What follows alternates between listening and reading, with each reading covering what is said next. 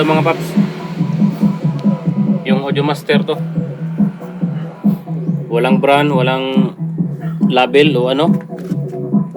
Ito yung audio master. Malaki yung magnet, doble. Pero manipis yung kanyang cone dito, di parpon.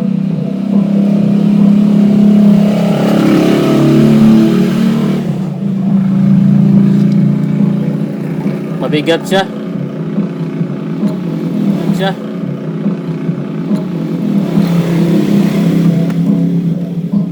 Ito, ano nangyari dito?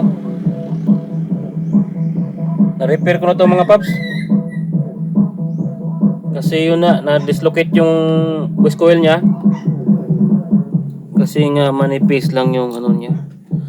Pati yung pandikit na sa loob. Na ano bang tawag doon? Nalusaw kaya na-dislocate.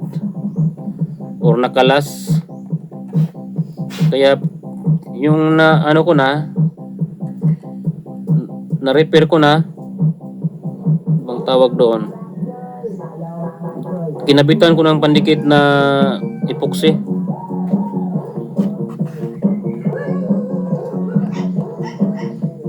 Kasi nung dati sumasayad na siya. Ang gawin natin ngayon,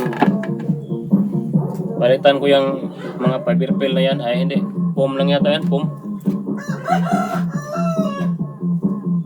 Palitan natin yung fiberfill. Ito na mga paps, tapos ko nang nalagyan ng fiberfill yung soundbox natin, lagyan ng speaker. Oh.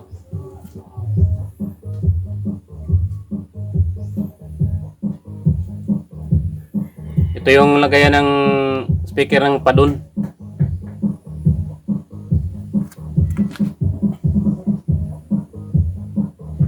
Para lalo siyang lumalakas pakinggan, parang malaki ba?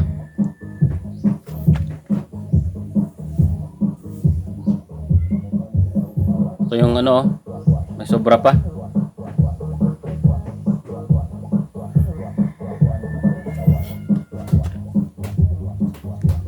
Kaya ikabit na natin yung Padon.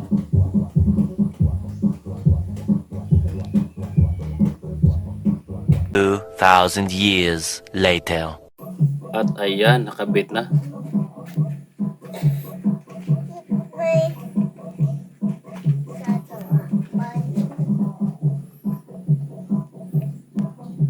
Sound check na lang kulang.